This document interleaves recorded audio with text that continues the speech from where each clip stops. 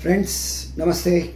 తెలంగాణ కళారత్నాల తరఫున ఈరోజు మన ముందుకు ఒక ప్రఖ్యాత శిల్పి గారు, తెలంగాణ మొత్తం రాష్ట్రానికే గురుతుల్యులు, మంచి తొలి తెలంగాణ శిల్పి అవార్డు గ్రహీత, తర్వాత మన తెలంగాణ అమరవీరుల స్తూపాన్ని ఎవరైతే దాన్ని డిజైన్ చేసినటువంటి ఒక విఖ్యాత శిల్పి వారు వీరు.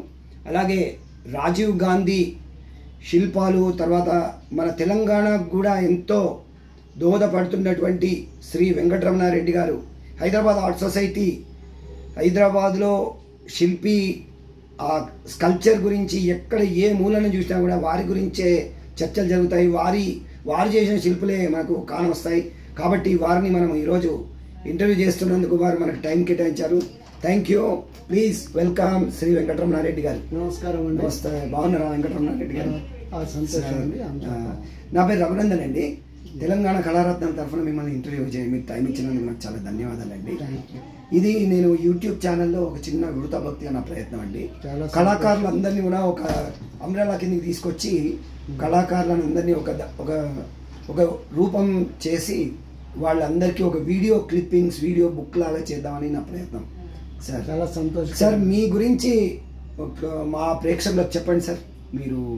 మీరు ఎవరి అంటే మీ ఎక్కడ ఏ ఊరు వారో, మీ ఫాదర్ మదర్ పేరేంటి సార్? నేను సిద్దిపేటకు చెందినటువంటి ఒక విద్యార్థి దశలో సిద్దిపేటలో ఉండేవాడిని సార్. కాపు రాజయ్య గారు నాకు స్కూల్లో ఆర్ట్ టీచర్గా ఉండేవారు సార్. సో వారి అంతకుముందు నుంచే నాకు కళ అంటే చిన్నప్పటి నుంచే చాలా ఇంట్రెస్ట్ సార్. కానీ ఆయన ఆధ్వర్యంలో నాకు ఎక్కువ ఇంట్రడక్షన్ ఆర్ట్ మీద ఏర్పడ్డది. సో ఆ తర్వాత ఫైన్ ఆర్ట్స్ కాలేజీ ఉన్నది అనే విషయం కూడా తన ద్వారానే నాకు తెలిసి హైదరాబాద్లో ఫైన్ ఆర్ట్స్ కాలేజీ JNAFU, అప్పుడు JNTU అనేవారు. సో ఈ ఫైన్ ఆర్ట్స్లో జాయిన్ అయ్యి డిగ్రీలో 91లో గోల్డ్ మెడల్ సంపాదించుకున్నా. తర్వాత 91లో బరోడా MS యూనివర్సిటీలో జాయిన్ అయ్యి కరెక్ట్ అదే టైంలో గవర్నమెంట్ ఆఫ్ ఇండియా ICCR నుంచి నేను జర్మనీకి పోవడం జరిగింది. సో జర్మనీలో దాదాపు 14 సంవత్సరాలన. సో అదే క్రమంలో ఒక 80 దేశాల్లో సో రకరకాల ఆర్ట్ యాక్టివిటీస్ చేయడము, తిరగడము, సో స్టడీ టూర్స్ చేయడము సార్. సో అక్కడి కళ యొక్క సంపదని సో తెలుసుకోవడం, సో మన ఉన్నటువంటి గొప్పతనాన్ని విశ్లేషించుకొని సో 2007 నుంచి నేను ఇక్కడ రావడం జరిగింది. హైదరాబాద్ను ఐకానిక్ సిటీగా మార్చినటువంటి ధీర గణ్యులు వీరు ఇంకా వారి మాటలు ఇంకా వాళ్ళ విషయాలు చెప్తారు, మనం విందాం సార్. చెప్పండి. నేను హైదరాబాద్ మొదట్లో వచ్చినప్పుడు ఎక్కువ అంటే పొలిటికల్ లీడర్స్ కల్చర్లు తప్పితే ఆధునికమైనటువంటి శిల్పాలకి ఏమాత్రం అవకాశం లేకుండా ఉండేది. సో కానీ ఆ తర్వాత నేను చాలా దానిపైన ఇంట్రెస్ట్ చూపి సో ఈ IT కంపెనీ వీళ్ళందరినీ కూడా కన్విన్స్ చేసి సో పబ్లిక్ స్కల్ప్చర్స్ స్కీమ్ అనేది ఒకటి స్టార్ట్ చేయడం జరిగింది. సో తర్వాత కూడా మన దగ్గర ఉన్నటువంటి యంగ్ ఆర్టిస్టులకి ప్రోత్సాహం అనేది చాలా కరువు అనిపించేది. సో చాలామంది కళాకారులకి ప్రోత్సాహం అనేది చాలా ముఖ్యమైనటువంటిది. సో ఆ ప్రోత్సాహానికి గాను నేను విస్తృతమైనటువంటి ఆర్ట్ క్యాంపులు నిర్వహించడం జరిగింది. సో ఇప్పుడు దాదాపు మినిమం 50 మంది నుంచి 220 మంది వరకు కూడా ఆర్టిస్టులని ఆర్ట్ క్యాంపులు నిర్వహించడం, డజన్ల కొద్ది ఆర్ట్ క్యాంపులు. అది కాకుండా తెలంగాణ ఉద్యమంలో కూడా కళాకారుల పాత్ర చాలా ఇంపార్టెంట్ అని గ్రహించి సో అప్పుడు కూడా నేను ఆర్టిస్టులందరినీ ఒక తాటి మీదకి తీసుకొచ్చి సో రాష్ట్ర వ్యాప్తంగా కూడా ఉద్యమానికి సపోర్ట్గా సో ఆర్ట్ క్యాంపులు నిర్వహించడం జరిగింది. సో JAC ఎప్పుడైతే JAC ఎన్నో ఉద్యమాలు చేపట్టిన నేపథ్యంలో ఆల్మోస్ట్ అన్ని ఉద్యమాలకి నేనే పోస్టర్ డిజైన్ జరిగింది. లోగోలు, పోస్టర్లు. సో ఈ రకంగా తెలంగాణ అనే భావనకి నా సంపూర్ణ సహాయ సహకారాలు కనువిందుగా చేశారు మీరు. మీ రూపకర్త విభాగాన్ని ఏదైతే మీరు చెప్తుంటేనే మన ఒళ్ళు పులకరించిపోతుంది, ప్రేక్షకుల ఒళ్ళు కూడా పులకరిస్తుంది. ఇంకా చెప్పండి సార్. సో ఏదైనా కానీ మీలాంటి కళా పిపాసులు సో కళని ప్రోత్సహించడం, కళాకారుల్ని ఒక ప్రేరణ కల్పించడం అనేది చాలా ముఖ్యమైనటువంటిది. ఎందుకంటే కళాకారుడు డబ్బులకు పనిచేసేయడం తక్కువ, డబ్బులు అనేది జీవించడానికి అవసరం, కానీ ఆ ప్రేరణ అనేది చాలా ముఖ్యమైనది కళకి. సో ఆ ప్రేరణ కోసమే అందరూ పరితపిస్తుంటారు. సో అందుకని నేను ఆర్ట్ క్యాంపులు నిర్వహించడంలో ప్రధాన ఉద్దేశం కూడా అదే. సో మహాగాయకులై బాత్రూంలో పాడుకుంటే ఎవరికి వినబడదు, కానీ ఈ క్యాంపుల ద్వారా, ఎగ్జిబిషన్ల ద్వారా, సో ప్రదర్శనల ద్వారా, సో ఈ రకంగా తన కళని నలుగురికి పంచాలి, చూపించాలి అనే తాపత్రయం అనేది చాలా ఇంపార్టెంట్. దానికి అవకాశాలు కూడా చాలా అవసరము. సో అలాంటి మీ చిరు ప్రయత్నం కూడా ఒక గొప్ప నిర్ణయం. సో మంచి effort. I wish you all the best. Congratulations. Thank you very much sir. మీరు ఇప్పుడు ఈ పెద్ద పెద్ద ఇప్పుడు సిటీలో ఉన్నటువంటి ఐకానిక్ టవర్స్ ఏదైతే చేశారో వాటి వివరాలు కొంచెం చెప్పండి సార్. అంటే తెలంగాణ సెక్రటరియట్ ఎదురుగా తెలంగాణ అమరవీరుల స్మారకం అని ప్రపంచంలోనే దాని కష్టసాధ్యాలు ఏమేమి ఫేస్ చేశారో అవి చెప్పండి మా ప్రేక్షకులకి. ఎట్లాంటి కష్టాలు ఫేస్ చేశారు, అది క్రియేట్ చేయడానికి మీ ఊహాజనితమైనటువంటి మీ తెలివితేటలు ఎలా ఉపయోగించారో చెప్పండి సార్. అది ఎంత కష్టపడ్డారు అనేది చెప్పండి. అది ప్రపంచంలోనే అతిపెద్ద స్టెయిన్లెస్ స్టీల్ సీమ్లెస్ శిల్పము అండ్ బిల్డింగ్ కూడా. అంటే అక్కడ లోపల దానికి ఆల్మోస్ట్ 80,000 చదరపు అడుగుల స్థలం ఉంది. ఒక 8,000 SFTల సో కన్వెన్షన్ హాల్ ఉంది, మ్యూజియము, ఆడిటోరియము, రెస్టారెంట్. సో అన్ని రకాల హంగులతోటి అది రూపుదిద్దుకొని ఉంది. సో అది పూర్తిగా స్టెయిన్లెస్ స్టీల్ 316L గ్రేడ్ తోటి చేయబడింది. అదొక మిర్రర్ ఫినిష్, అంటే అద్దంలా మెరిసేటువంటి దాని సర్ఫేస్. కానీ చాలా మంది అద్దం అనుకుంటున్నారు, కానీ అది అద్దం కాదు, అది స్టెయిన్లెస్ స్టీల్ లో. అది ఎక్కడి నుంచి తెచ్చారండి? మన ఇంపోర్టెడా లేదా ఇండియాలో? అది స్వీడన్ లో తయారైనటువంటి స్టీలు, దుబాయ్లో ఆ మీది లేరు ఫ్యాబ్రికేట్ అయ్యి సో హైదరాబాద్ తీసుకురావడం జరిగింది.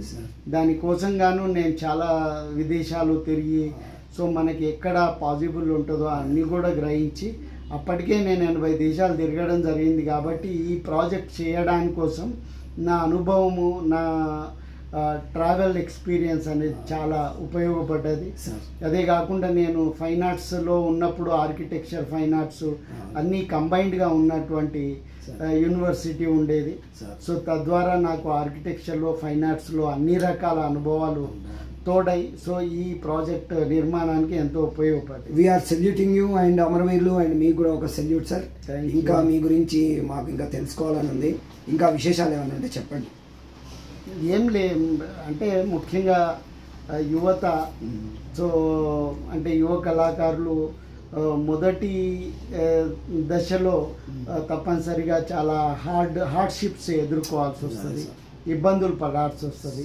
సో ఆర్ట్ అనేది కేక్ వాక్ కాదు, కానీ నీకు తపన, తాపత్రయము, ఒక జీలు ఉన్నట్టయితే టార్గెట్ రీచింగ్ గోల్ అన్నట్టు. సో అది తప్పనిసరిగా మన హార్డ్ వర్క్ అనేది గుర్తించబడుతుంది. సో మన డివోషను, డెడికేషను, సో ఇవన్నీ కూడా మనని ముందుకు తీసుకెళ్ళడానికి చాలా ఉపయోగపడతాయి. సో నిజంగా నీ కళపై ఇంట్రెస్ట్ ఉందా అనే క్లారిటీ ఉన్నప్పుడు, ఉంది అనుకున్నప్పుడు, ఇది బ్రతకడానికి కోసమే కళ అనేది ఉపయోగపడదు, కానీ అది నీ మనసులో ఉండాలి, అది ప్యాషన్ అనేది, ఆ ప్యాషన్ అనేది ఉండాలి. సో తప్పనిసరిగా అది మనకి ముందు భవిష్యత్ చూపిస్తుంది. కానీ ఆ డబ్బుల కంటే ఎక్కువ ఆత్మ సంతృప్తి అనేది ఎక్కువ ఉంటుంది కళలో. సో కాబట్టి ఎవరైనా మీరు కళపై కళతో జీవించాలనుకున్నప్పుడు, ఆసక్తి ఉన్నప్పుడు, సో తప్పనిసరిగా మీరు దాంట్లో కృషి మీకు ఎలాంటి అవార్డ్స్ వచ్చాయి? రాష్ట్రం కానీ, అంతర్జాతీయంగా కానీ, లేకపోతే దేశకాల సంపర్స్ ఏమేమి అవార్డ్స్ వచ్చాయి మీకు? నాకు చాలా అవార్డ్స్ వచ్చినాయి. మన తెలుగు యూనివర్సిటీ వారి డాక్టరేట్ కూడా ప్రతిభా పురస్కారము. సో నేను స్టేట్ మన తెలంగాణ తొలి ఉత్తమ శిల్పి అవార్డు గ్రహీత, కళారత్న, సో కళాభీష్మ, సో ఇలాంటి ఎన్నో చాలా ఇంకా నాకు గుర్తులేవు, చాలా అవార్డులు ఉన్నాయి. మీరు ఇప్పుడు హైదరాబాద్లో ఉన్నటువంటి మీరు పెట్టినటువంటి నేను కొన్ని ఉదాహరణకు చెప్పాను, ఇంకా మీరు ఏమైనా ఉంటే చెప్పండి మర్చిపోయి ఉంటే. నాకు చాలా ఉన్నాయి. ఇంటర్నేషనల్ ఎయిర్పోర్ట్ కి 2008లోనే నేను ఒక ఆర్ట్ కన్సల్టెంట్. సో ఇప్పుడు పార్క్ హయత్, నోవోటెల్, హరిత ప్లాజా, ఎయిర్పోర్టు, సో చాలా ప్రాంతాల్లో నా దుర్గం చెరువు, సో రూపశిల్పులు శిల్పాలు ఉన్నాయి. ఇంకా ఇప్పుడు ఉండే యూత్ కి ఏమని చెప్తారు మీరు? చెప్పండి, మీ సలహా ఏంటి చెప్పండి. సో కళ సమాజానికి ఉపయోగపడేటువంటిది. సమాజంలో ఉన్నటువంటి ఒడిదొడుకుల్ని కూడా మనం కళాకారులుగా ప్రజెంట్ చేయొచ్చు. సో మనము ఒక సామాజిక జ్ఞానాన్ని కలిగి ఉన్నప్పుడు మన కళ ద్వారా సమాజ శ్రేయస్సు కోసం కొంత ఉపయోగపడవచ్చు. సో ఆ రకంగానే నేను జేఏసీలో ఈ పోస్టర్ డిజైన్ చేయడం జరిగింది. అంటే సామాజిక స్పృహ లేనప్పుడు మనం చేసే ఆర్ట్ కూడా పబ్లిక్కి రీచ్ కాదు. సో కాబట్టి అది చాలా ఇంపార్టెంట్. సార్ ఇంకేమన్నా విశేషాలు ఏమన్నా ఉన్నాయా సార్? ఇంకా చెప్పండి. ఇంకా ఇప్పుడు ఉండే యూత్కు ఏమని అడ్వైజ్ ఇస్తారు? ఇప్పుడు ఉండే యూత్కు షార్ట్ కట్ మెథడ్ ఏమైనా ఉందా, లేకపోతే లాంగ్ టర్మ్లోనే ఇది బాగా దీక్ష గుని చేయాలా, లేకపోతే షార్ట్ కట్లు ఏం లేవు అన్నని నా ఉద్దేశము. దీక్షగా తీసుకొని మీరు ఎటువంటి ఏమైనా ట్రైనింగ్ క్యాంప్స్ పెడుతున్నారా మీరు? అలాంటిది ఏం లేదు. అంటే చాలా ప్రైవేట్ ఇన్స్టిట్యూట్స్ ఉన్నాయి హైదరాబాద్లో. సో వాళ్ళందరూ కూడా మనకి సపోర్ట్ అంటే చాలా రకాల యాక్టివిటీలు చేయడం జరుగుతుంది. సో ఈ రకంగా మనకి ఇంట్రెస్ట్ ఉన్నప్పుడు, మనకి తపన ఉన్నప్పుడు సో మార్గాలు చాలా ఉన్నాయి. ఈ కాలంలో మనకి ఇంటర్నెట్ కూడా ఒక గొప్ప యూనివర్సిటీ. సో చాలామంది వాట్సాప్ యూనివర్సిటీ అని ఒక నానుడి ఉంది. సో అందులో పాజిటివ్ ఉన్నాయి, నెగిటివ్ ఉన్నాయి. సో మనం నేర్చుకోవాలంటే చాలా ఉంది. సో మనం పాజిటివ్గా అంటే ఏదైనా గురు శిష్య పరంపర కానీ గురుతుల్యంగా నేర్చుకుంటేనే విద్య అభ్యుతుంది అనేది ఒక సామెత ఉంది. కాబట్టి మీరు మాకు ఈ అవకాశం ఇచ్చి మాకు ఇంటర్వ్యూ ఇచ్చినందుకు మీకు చాలా ధన్యవాదాలు. మిమ్మల్ని ఎవరైనా మా ప్రేక్షకులు కానీ ఎవరైనా ప్రజలు కానీ మిమ్మల్ని కాంటాక్ట్ చేస్తే మీ టెలిఫోన్ నెంబర్ చెప్పండి. 9866106270. మళ్ళీ ఒకసారి చెప్పండి. 9866106270. ఏమైనా వెబ్సైట్ ఉందా మీది? వెబ్సైట్ కానీ ఏం లేదా? So friends, is a very great artist and great icon of Hyderabad. వారు మనకు టైం ఇచ్చి కేటాయించి మనకి ఇంటర్వ్యూ ఇచ్చినందుకు వారికి శతదా రుణపడి ఉండి వారికి ఇంకా మంచి మంచి వృద్ధిలోకి రావాలని కోరుకుంటూ జాతీయ పురస్కారాలు, అంతర్జాతీయ పురస్కారాలు కూడా వారిని అలంకరించాలని కోరుకుంటూ థ్యాంక్ యూ అండ్ ధన్యవాదాలు. నమస్కారం. నమస్తే.